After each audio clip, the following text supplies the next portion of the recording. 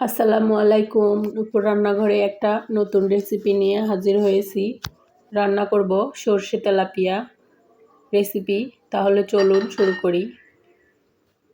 এখানে আমি 5 টুকরো মাছ নিয়েছি। মাছটাকে একটু ম্যারিনেট করার জন্য দিয়ে দিব পরিমাণ মতো লবণ, মরিচের গুঁড়া, হলুদের গুঁড়া আর একটু তেল দিয়ে এটাকে একটু ভালো করে মাখিয়ে নিব, যেন নুন হলুদটা মাছের গায়ে একটু ভালোভাবে লেগে যায়। আমি এখানে একটা কড়াইয়ে পরিমাণ মতো তেল দিব। তেলটা ভালো করে গরম হয়ে আসলে ম্যারিনেট করা মাছগুলি দিয়ে দিব।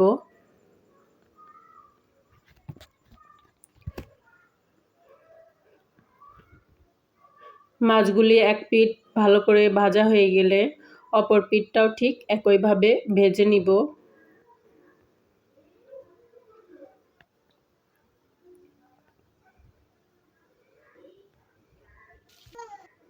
মাছগুলো ভাজা হয়ে গেছে, এবার তুলে নিব। দেখুন মাছগুলো কি সুন্দর ভাজা হয়েছে, কালারটা কিন্তু সুন্দর হয়েছে।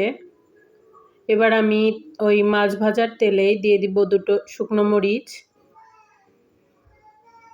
দেব কালো জিরে আর জিরে দিয়ে এটাকে একটু ভালো করে ভাজবো। এটা থেকে সুন্দর একটা ফ্লেভার ছেড়ে দিলে দিয়ে দিব পেঁয়াজ বাটা। পেঁয়াজ বাটাটাকে দিয়ে আবারও একটু ভালো করে ভাজতে হবে, যেন পেঁয়াজের কাঁচা গন্ধটা চলে যায়।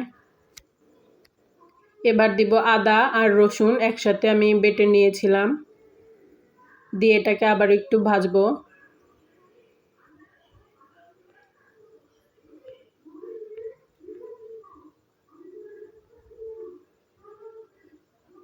একটু পানি দিয়ে দিব যেন মশলাটা পুড়ে না যায়।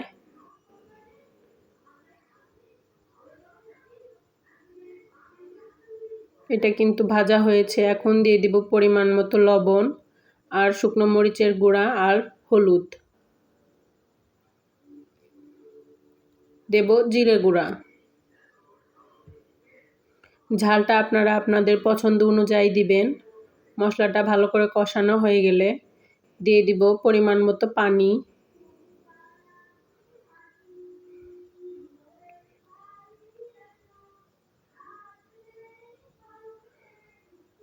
ঝোলটা একটু ফুটে আসলে ভেজে রাখা মাছগুলিকে দিয়ে দিব।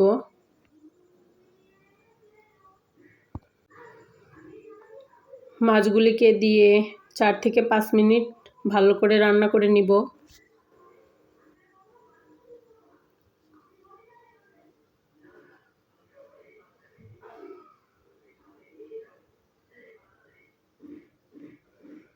দেখুন এটা সুন্দর ঝোলটা ফুটে আসছে।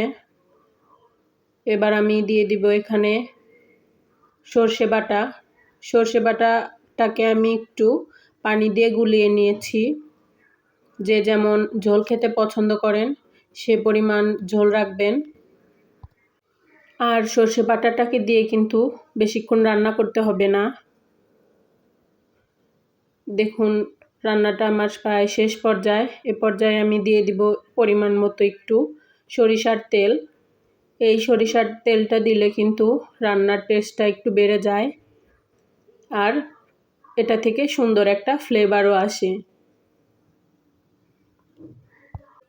রান্নাটা কিন্তু আমার শেষ। দেখুন কি সুন্দর কালার হয়েছে।